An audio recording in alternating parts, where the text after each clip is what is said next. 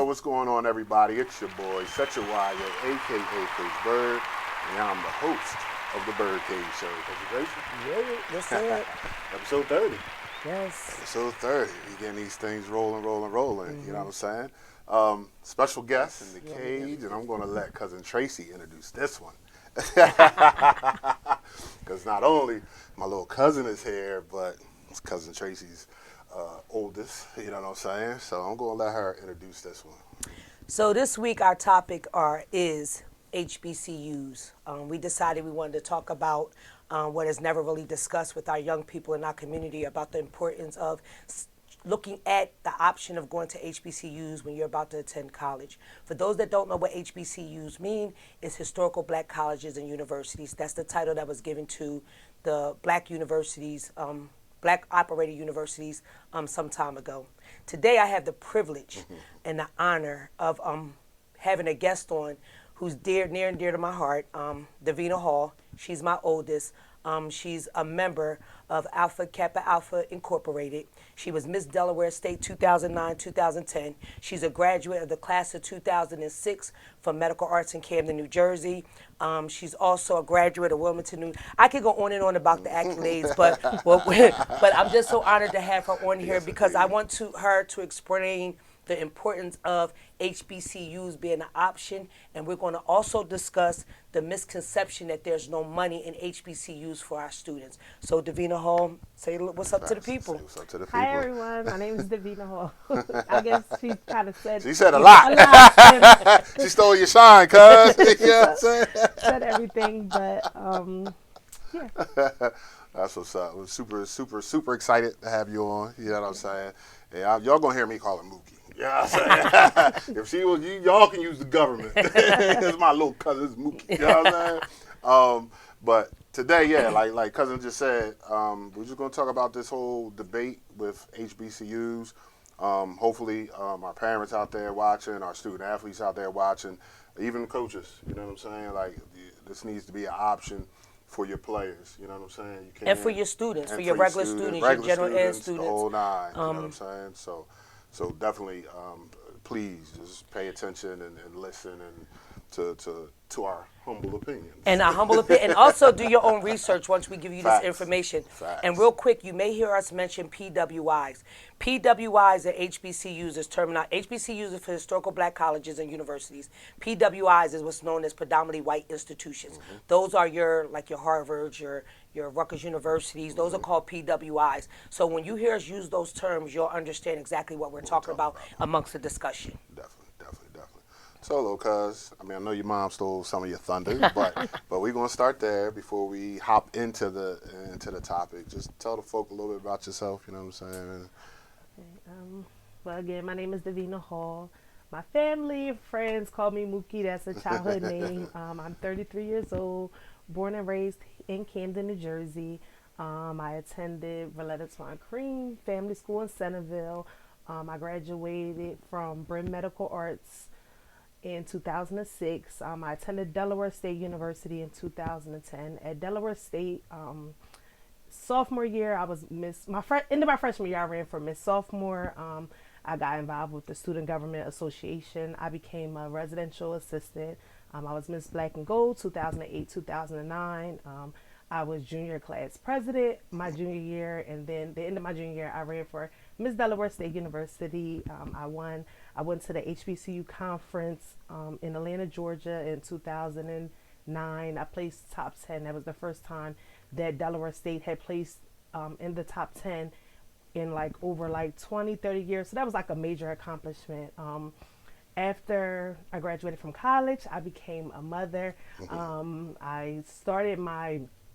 went to college for juvenile delinquency. That was my major. It was under criminal justice. Just because growing up, I always had friends and family members and just that was in the juvenile system and could never really get out of that. Gotcha. So my goal was I just wanted to work with children in the juvenile system and try to help them have life after trouble.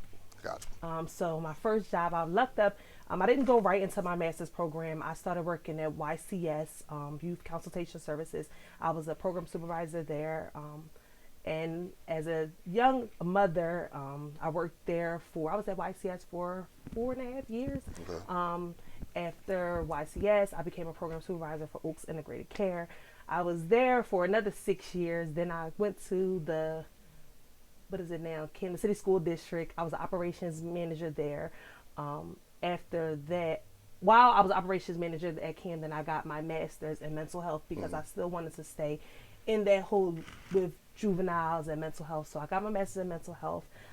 Once COVID struck, we were laid off from Kansas City. And again, I didn't even realize that I did such an amazing job at Oaks that when they found out I didn't work for Kansas City anymore, they're like, listen, we have a position in mental health. We know you have your master's in mental health. Come back. This is your lane. Gotcha. I understand that, you loved working with the kids, but mental health is your lane. So I am back at Oaks Integrated Care. I'm a program supervisor of 2 adult mental health programs in the Burlington Browns Mills area. And that's me. That's really it. All I know is my little cuz is better than y'all little cousins. You can't say that. Oh, my bad. I'm sorry. I'm just saying. Did y'all hear that? You know what I'm saying? Come on now. Let's go. Oh, and I don't want to leave out, I don't like to use the word mentor, but I have young kids that I have under me that kind of, I guide and just help them with day-to-day life situations. Right. Proud to say my somewhat quote-unquote goddaughter's a sophomore at Spelman. She's doing well. I have another one who is now a senior at Creative Arts who plans on going on to college. So, I mean, that's just like what I like. Right. I like to do that. Taquan Woodley, of course, is my kid that, that's my child. He's doing amazing at South Carolina. So I like to stay in the loop with the kids, but behind the scenes, I don't want no type of recognition. I just want to be there because I know what it feels like to not have people that are a little bit not like your mom and dad age, but somebody young enough that you can kind of relate to. Right. So I like to just stay involved with my kids. Did she just call us old? I think that it might have been the. Was that? Did we get a shot? We did. She wanted the middle age bracket. Was she neglected to also mention? Maybe a small thing to her, it's a big thing to me. She's our PR person for Daylight Foundation. Yeah. She's the one that's when she slows down a little bit, it'll be the face of Daylight, a youthful face, because I know everybody's tired of seeing mine. So. That's what's up. Well, I don't even know how to follow up that resume. I know, right? I hope y'all heard that. It's a lot. It's a lot, and she's not playing. You know and what she's I'm not done. And I'm super proud. I know you're over the top proud, but yes, definitely. So let's talk about like what made you choose to go to a HBCU?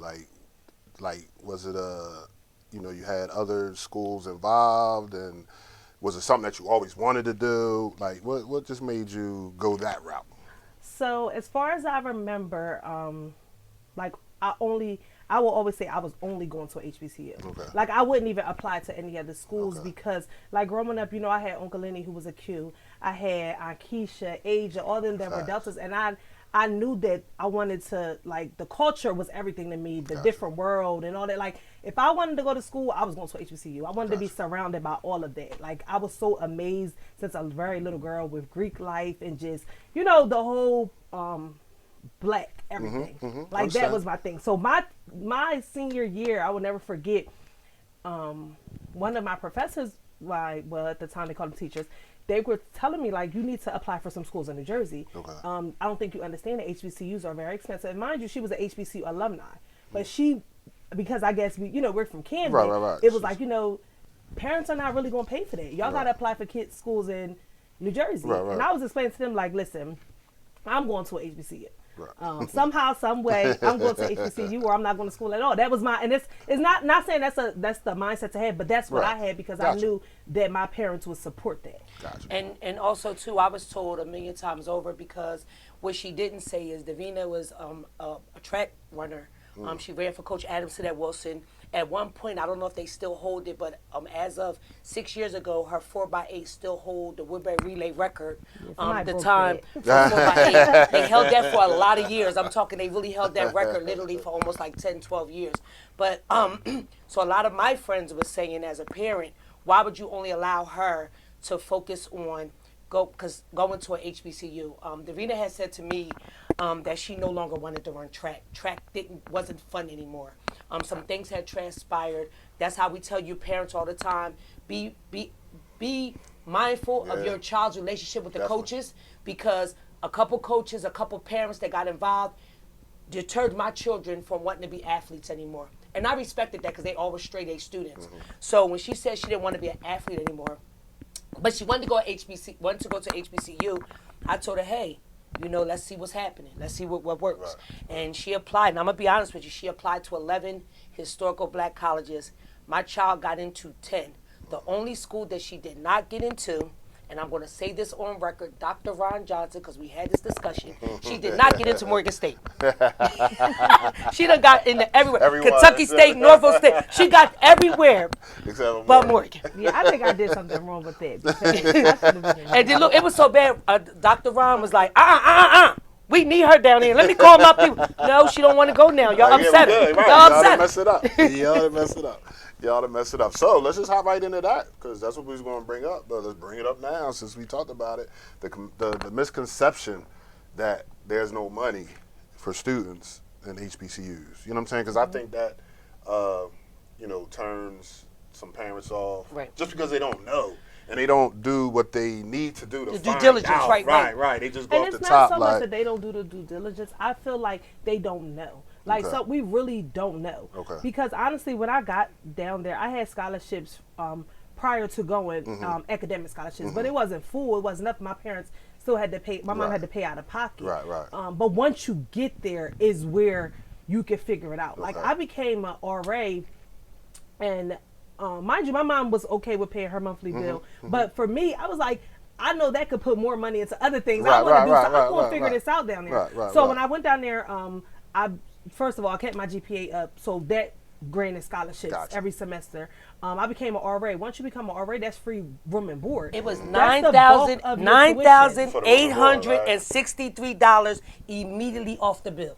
Yeah, that was immediately $10,000. And then people was like, I don't want to be no RA because they didn't I was blessed with being able to be an RA because of my maturity level and because of everything I was doing on campus. Right. Which freshmen don't really get the option. I became an RA in the upperclassmen dorms. Okay. So I was an RA in the apartments. Okay, and a lot of people didn't get that option, so they had to live in the residential, the freshman dorms, which I didn't have to. So I kind of lucked up with that situation. Okay. But becoming an RA really saved, all you did was work at the front desk, walk around the building. You all had a shift. You only go work maybe twice a week. Like, it was worth it. For free room and board, I'm like, I'm going to do this until I graduate.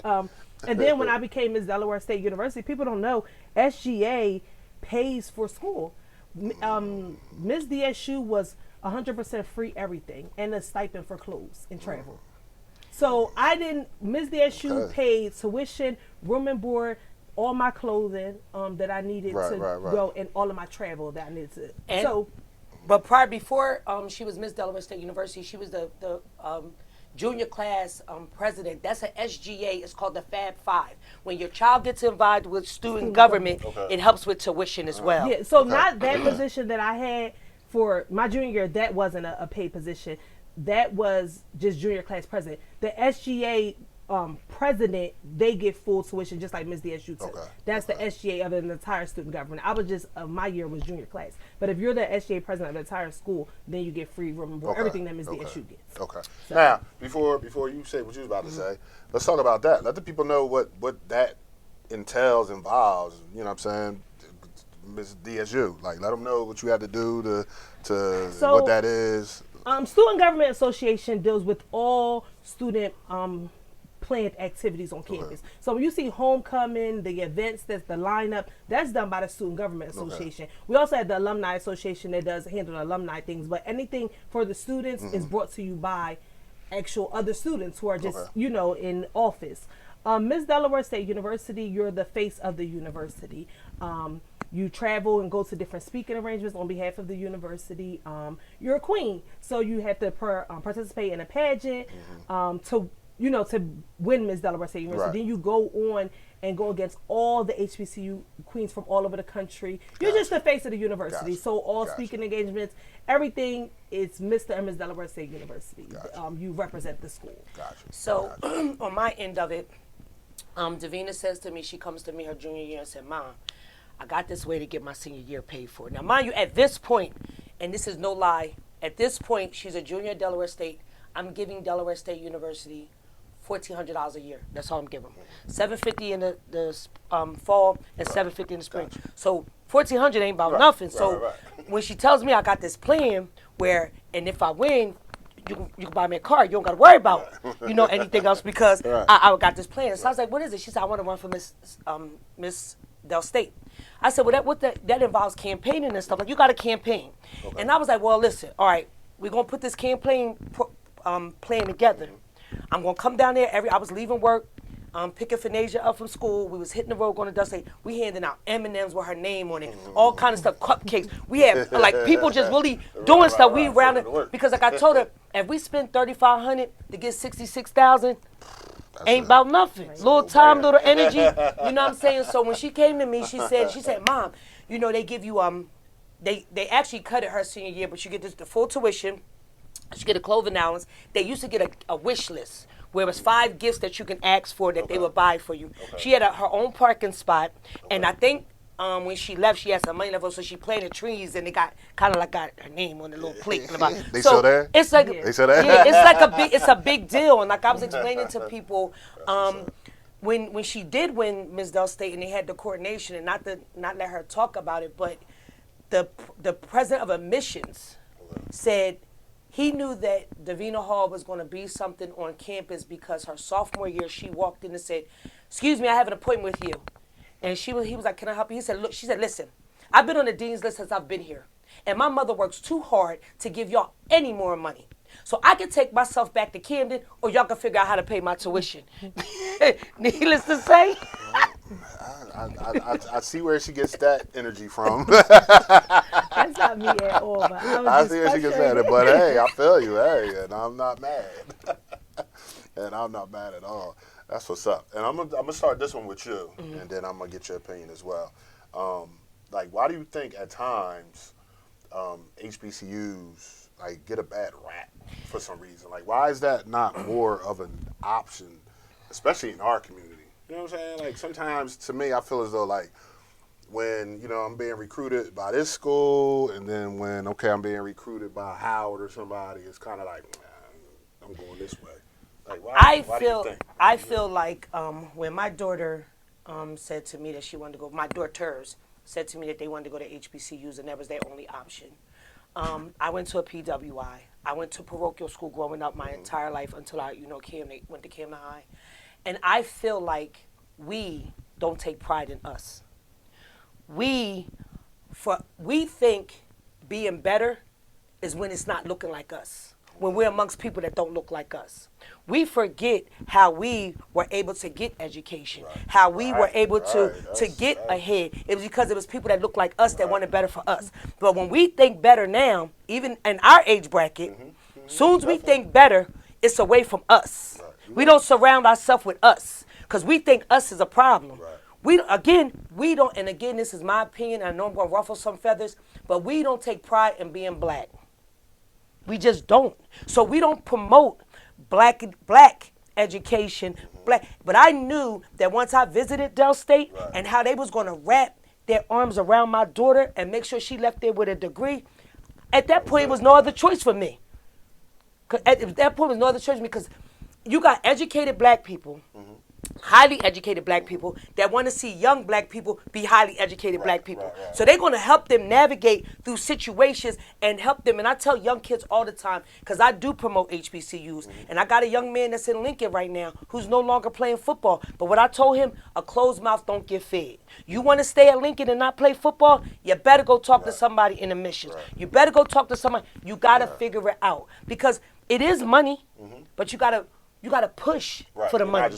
They're not just going to give it. And you got to show. Because I'm not going to give somebody with a 2.2 money when I got somebody on campus with a 3.8, and I know the 3.8 is most likely to graduate. Yeah, you're right. You're right.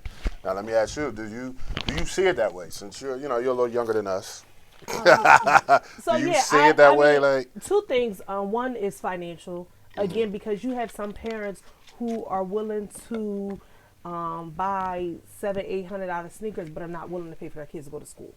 And it's just they will go all out on a prom, Right. but they will not pay for their Right. kid to go to school. Right. So again, I do feel like financial, as well as just to go off what my mom said, is that we look at better. Like I had a lot of people tell me that I don't want. I've been around black people all my life. I don't want to go to a HBCU. Like I'm from Camden. Right. Why would I want to go be around black people? But people don't understand that cultural experience. Like life is so much bigger than outside of Camden. Yeah. Like I have met my sorority sister, which is my big sister. Her mom is Terry Woods. She's an author.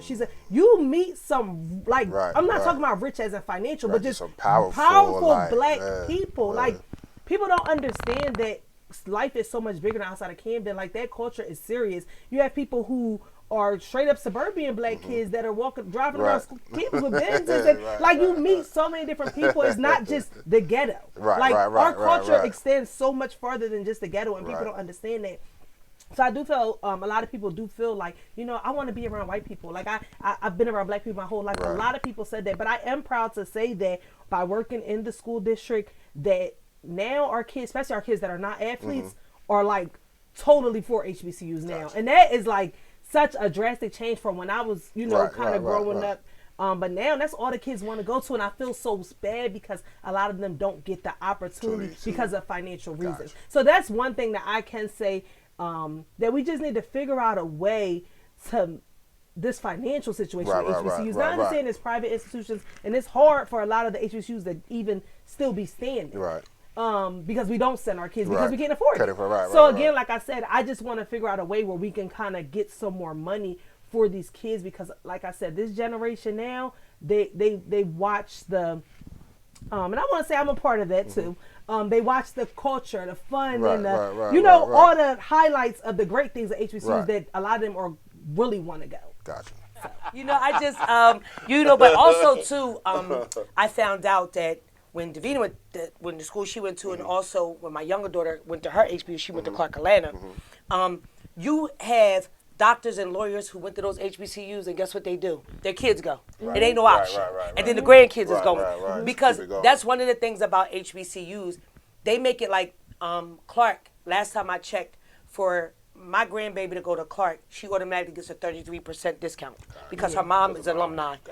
Brianna, if Dell State's an option for her, she gets 25% off from the RIP because they want your family. They want to keep it in the family. They want to keep it in the family, and that also helps grow because we deal with things by word of mouth. So they want us to be able to tell the next person, this is the experience that my child got, and this is what happened with my child, and and that was one thing I've always prided myself, and I tell people all the time, I understand the first year you may have to pay $1,600 a month. I get that. That might be what your rent is. I get that. But understand, if your child keeps her GPA up, if your child gets involved in something, if your child gets on campus and does something, they have work study. They have different things where they can bring in money. Tell your story.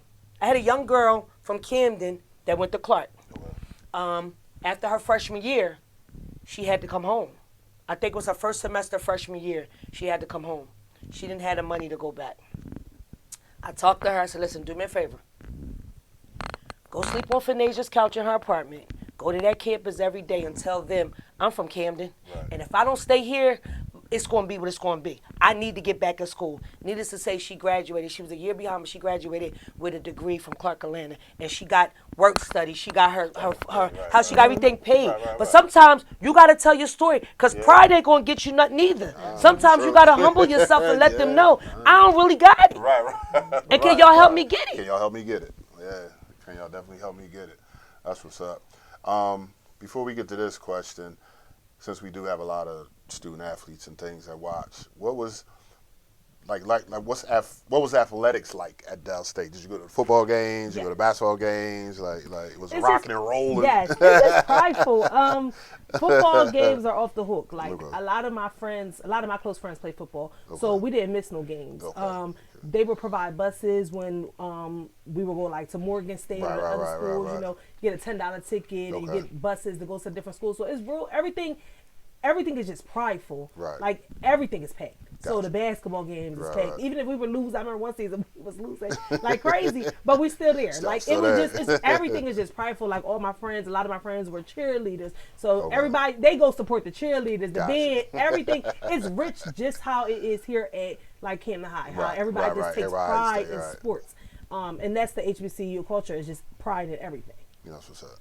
So that, like I said, it was always fans everywhere. Like we would travel with the team, and I'm more into football, sports watching a little bit than basketball. I mean, now I watch basketball. Back then, I wouldn't miss a football game. So, like I said, it's just real. They got this little section called the diehards. When I tell you, baby, and we did get that the diehards did come from PWIs. You know how they paint their faces, right? They go crazy. So we started doing that, and like you literally have a whole like a meeting for diehards. You have to come to practice to learn the chants. And like it was amazing. And they got a whole section. They got a section that's diehard, yeah. And you can't miss. If you miss, you get kicked off. Like, it's serious.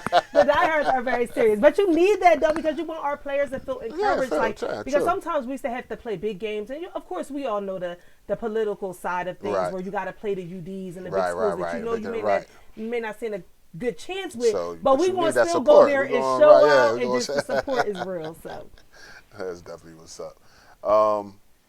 Let's talk about this. How has graduating from Dell State, you know what I'm saying, HBCU, how has that impacted your life, what you do now? I mean, I know that's where you got your degrees and all that, but like you were talking about, just that being proud, you know what I mean, being proud of coming from Dell State, like how's that impacted what you do, how you do it? You know what I'm saying? I know a lot comes from this lady right here, but outside of that, what did Dell State add to what you already had? Everything, Davina. Like I feel like I got the whole my proudness of being black, because like I said, when you grow up in a ghetto, sometimes we forget. It's easy because you see so much pain and hurt, and sometimes you can't really understand or really the glory. Like sometimes being black it used to be depressing sometimes when you were younger, because you don't understand. Right.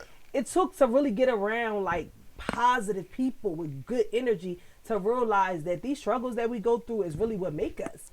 You know, to this day, some of the people know about Camden because of me. Gotcha. Like I literally have friends call me like, yo, I'm in New Orleans. I just ran into this guy and he said he went to college with you. You know, he's an alpha. I just feel like it's really so much pride in just being black and understanding that we are not just the struggle. Like it's so much. I be wanting to tell people like it's so much more to life than just the hood. It's so much. We are successful, and that's why I love going to places like DC and Atlanta, because it's just filled with black richness.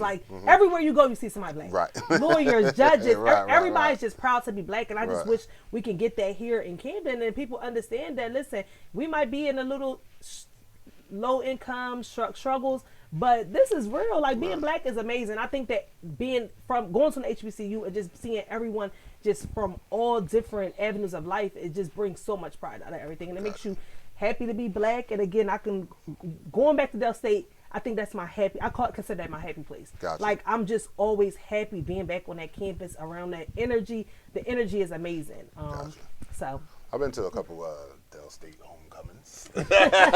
Well, definitely had a good time. And I know for me, I've watched her, and she's absolutely right, because here she was Mookie, and when she went and stepped on campus, she transformed into DAVINA, and DAVINA was somebody totally different than what the hood scene, Mookie, and the world scene DAVINA.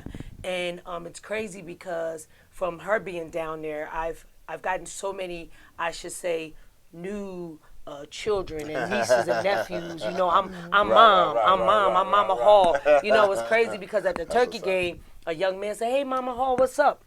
I didn't realize, because I knew his face looked familiar, but I couldn't remember him. He never even went to Camden. He was a friend of Mookie's from Dell State and all of them, and I think he might be from Philly, and but he knows me from, you know what I mean? But it's just, I know Davina, I watched her transform, and the whole thing, they say a rose can come from concrete. Well, she was growing in Camden, but she blossomed at Dell State, and it just was amazing to see, and it was amazing to see her interact with people who had not only education but power, and they wrapped their arms around her. She had this female mentor, Miss Daphne. Daphne, was her name Daphne? Miss Duffy.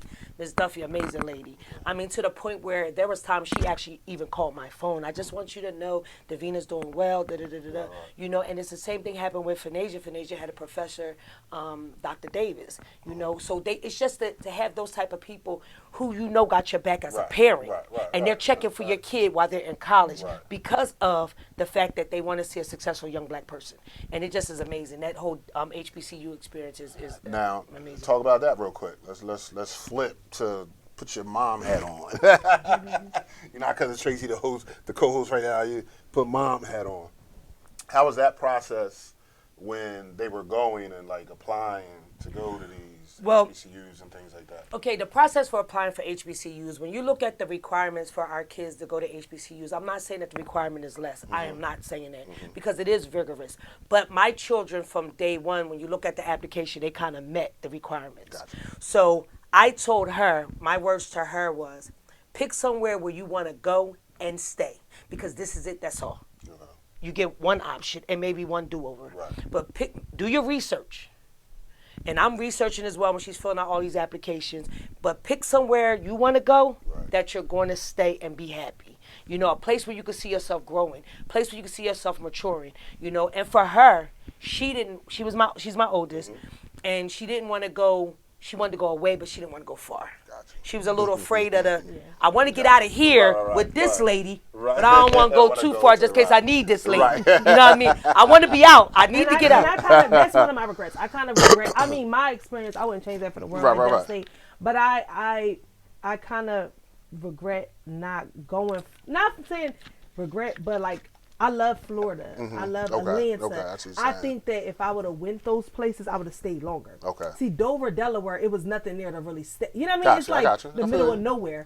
We made the best out of it. But that fear I had of being away and something happens and I can't just get in a car and go home. So that fear is something I'm like, I wish I didn't have that fear because I probably would have went to Texas, anywhere, to experience more. But that's the only thing I would say that is really just, kids have to get out the fear of being away from here. But in my parent mode, for me, I support my children's decisions because I'm hoping in my look in life that I've set the foundation for them to make good choices, right? So when she's deciding to choose college and she says, I'm only applying for HBCUs. Okay, HBCUs, it is. That's what we're doing, And I told people, I never moved out of Camden. I live in the same house that I've lived in since 1992. She was 6 years old when I purchased my house, and I've been there ever since. I chose not to leave my house. She might have been younger than that. She was 4. Yeah, she was 4. I chose not to move because I said to myself that when my children decide to go to college, they were going to be able to pick a map and choose any state they want to go to and go to any school that they want to go to, and I was going to make sure they got there and stayed. So I didn't want to get a mortgage, and I didn't want all them other fancy cars. I didn't want all of those because for me, what was most important for me is making sure my children got a quality college education. And we decided that a HBCU was where they was going to get quality, and we decided that's what the choice was going to be, and I was just going to make it happen. I was going to figure out how to make it happen. And that you did. and look at them. Definitely look at them. That's what's up. But on a flip note, since we did talk about athletes real quick, I just know that people take away from athletics at the HBCUs. And we have a lot of star and I say we as a culture, we have a lot of athletes who are in the NFL and the NBA that went to HBCUs, definitely. but we don't never talk about them. We make people think you can't go to the next level coming out of HBCU, and that's not correct. At all. That's definitely not correct at all. And you're really going to get the play. You're going to get the love. And what I think a lot of people want their kids to go. HBCUs, majority of them are D1. Right. Yeah. Most definitely. You know what I mean? They're small D1s, D1 AA, D1, D1, yeah, but a lot of them are D1s. D1. And my Full thing is this: scholarships, full full athletic scholarships. You scholarships, know, all that. and the thing about it is, everybody wants their child to be on TV every Saturday. You know, but at the same token, your child can get the same experience and not be on TV every Saturday. And the education, quality education, is good. And guess what? They get to play on the field. Because I looked at one team's roster, it's like 4 guys with the same number. The team's so big. Right. You know what I'm saying? So you want a depth chart when you getting in. Who gonna tag you in? You know? And sometimes, I get everybody has a dream of the NFL, the NBA, you know, without a doubt. So I don't knock any of those who have those big time offers and stuff, but everybody don't. And some people need to understand sometimes it's okay to be a big fish in a small pond. You know, like instead of being no one at all who never even touches the field, and now what? So I think a lot of people need to understand that though. Like everybody is not going to be a star on the next level. Right. And it's okay. But you may go to a HBCU and be the biggest star ever. And have a great career. And get a degree. Get a degree. Have a great time. Have great connections afterwards. So I think some people need to understand that. That it's totally okay for them. And we say it all the time. If you can play, they're going to find you. It ain't where you play, it's how you play. If you can get it done, these professional athletes, professional organizations, they pay scouts to go find people, and if you can play, they're gonna find you. Right, absolutely. But I'm just saying, sometimes a lot of our parents and these kids need to understand that sometimes that rural big Division I may not be for you. Right, exactly. And what would you rather go do? Be really miserable in a real cold state. Right. Not getting in the game, not playing. Right. And that's why a lot of kids come home after a while because it's like, but you at the HBCU. Listen, I'm in the culture. I'm having fun. I'm having fun. Look, I done playing. became a Greek. I done did so many other things. So it's kind of like sometimes you got to take people don't look at that as an option, but I think that's something that definitely should be looked at and talked about. I agree. That's what's up. And lately, you see the influx. You got the young man that went to Howard. You got Deion Sanders at Jackson State. His son is at Jackson State. You know what I mean? You got a lot of people that's using that as an option. Tennessee State, Master P's son. You know what I mean? And now he's been able to market himself where he got sponsors and all of that. So it's options out growing. here. It'll get there eventually. But it takes not only just us, because now us is gone, because now my daughter's a parent. So it kind of takes your generation to push that narrative. It takes those teachers that are teaching them schools to tell them kids to put in their ear about HBCUs, because your guidance counselor won't. I remember a guidance counselor telling my youngest, you ain't applied for Rutgers, you ain't applied for this school, you ain't applied for that school. She said, because I don't want to, I'm going to HBCU. And they kind of frowned upon the fact that here you got a girl with a 3.9 GPA, don't want to apply to anywhere but a HBCU. Yeah, okay, it's okay. Like, what's wrong with she don't have to apply anywhere else, because this is where she want to go. That's where her happiness lies. Let her happiness lie there. And my daughter didn't say this, but thank you, Mr. Cosby.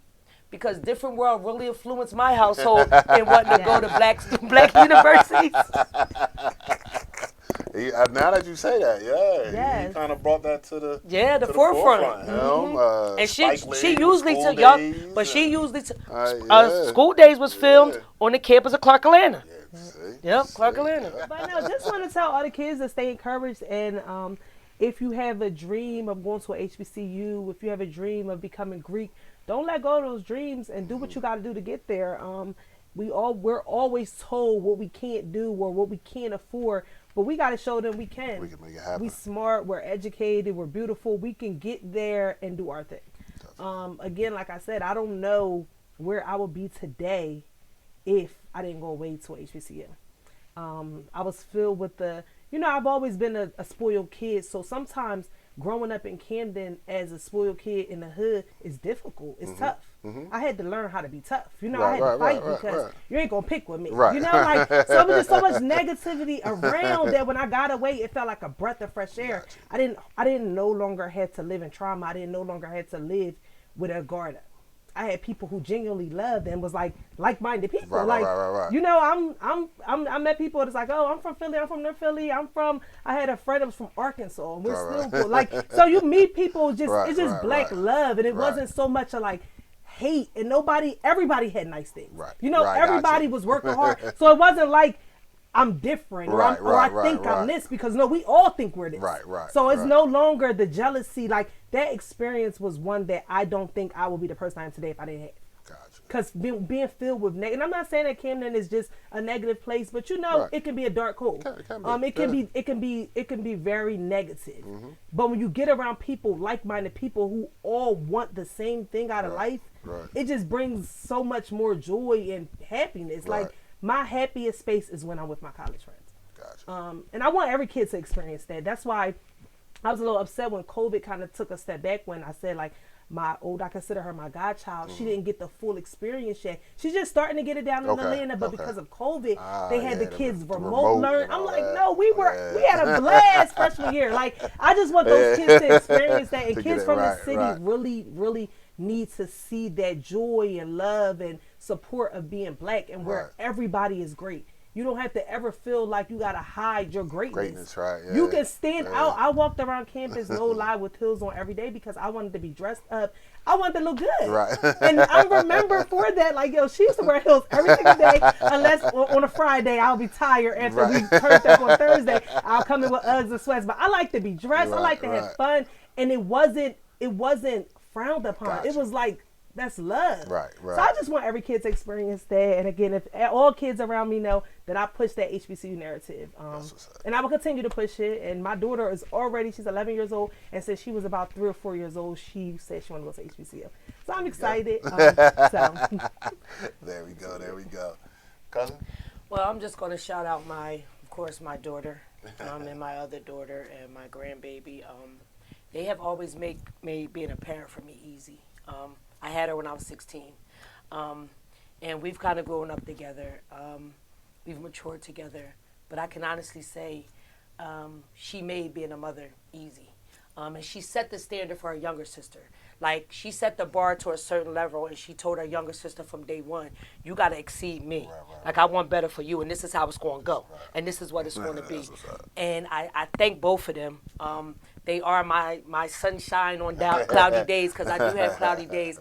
But again, I will leave by saying this. I push HBCUs because as a parent, I felt safe. I felt that my daughters were safe on campus. I felt my daughters were safe out of state. I felt my daughters was loved. Like, you need people that's going to help you help your children. And in the HBCU family, they helped my children grow. And I felt that my children were safe. And as a mother, when you have children going away to college, especially girls, and they're going out of state, you want to make sure your heart knows that they are safe. And the love that my children got at historical black college and universities was the love that you want your children to have as a parent, and it made my children feel safe. And to top it off, listen, you can say what you want about HBCUs. When my daughters say they got a degree from X, Y, and Z, people, oh, you went to downstate. People, it goes. So when somebody tell you young people that having a degree from an HBCU don't mean a thing, that's a degree, period. Right. I hear that so much now. And it's like, because we're the social media world has made entrepreneurship like bigger than life, and I get it. That is an awesome lane, but it's not for everybody. But one thing almost all of my jobs I got from being an AKA and going to HBCU. Gotcha. You'll be surprised who you meet. Like, I Those was connections, in a like connections, lifelong connections. Oh, you went to Downstate? Oh, I went to Morgan. Like, and we just love each other. Everybody. You know, my old boss, she went to Virginia State, and she was an AKA too. So it was just like love, and our connection was just great. So I tell people, be a part of Greek life. Be a part of those things. Those connections are real. Those bonds are real. So that's it. I don't have anything. And they are definitely for a lifetime. And I can honestly say they're definitely for a lifetime. And again, y'all know my handle. You can't be TH, but Davina's handle, we'll throw it up, is you ain't V. On Instagram. Any of you young people that have any questions about HBCUs or any questions about what you need to do, the processing to get to HBCUs, or just questions in general, hit her up. DM her, she will respond. And understand this, she downplays who she is. A lot of her friends and mentors from Del State are presidents at other universities. So believe me when I tell you, if you want to know any information about an HBCU, please check her out. Again, her handle is you ain't V. We'll put it up. Just DM her, and she'll definitely give you any information and even walk you through the process. She's really approachable. So she'll walk you through the process to help young people get what they need and information that they need. That's what's up. My allergies almost came back. This is every week with you. You know what I'm saying? I think it's I'm 51 now. I think I just get emotional. Y'all get emotional a lot. I don't know. Oh, I ain't ready for that. All the tears. But that's what's up. Before we get out of here, first, again, my Nana just turned 100 on Saturday. You know what I'm saying? So definitely happy 100th again. I want to thank Vic, the mayor of our city, for coming out, reading the proclamation and all of that. Definitely appreciate you, Vic. You know what I'm saying? My daughter, Amani, you see y'all got them colors on. Y'all see y'all rock the same colors now. You know what I'm saying? There it is. You know what I'm saying? There it is. And thank you for coming on. Definitely appreciate it. Definitely.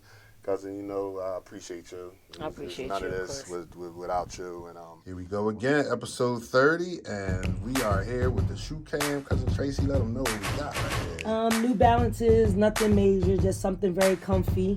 Like, I'll get the number for you guys, but they come in a lot of different colors, like bright popping colors. You know me, I like colors, so we got a little navy blue and lime green this week. Nothing major. She keep that fire on her feet. Yeah, on that note, you know what I'm saying? Once again, I'm Sexual Wyo, a.k.a. Coach Bird, and I'm the host of the BYRDCAGE Show. We'll talk to you soon.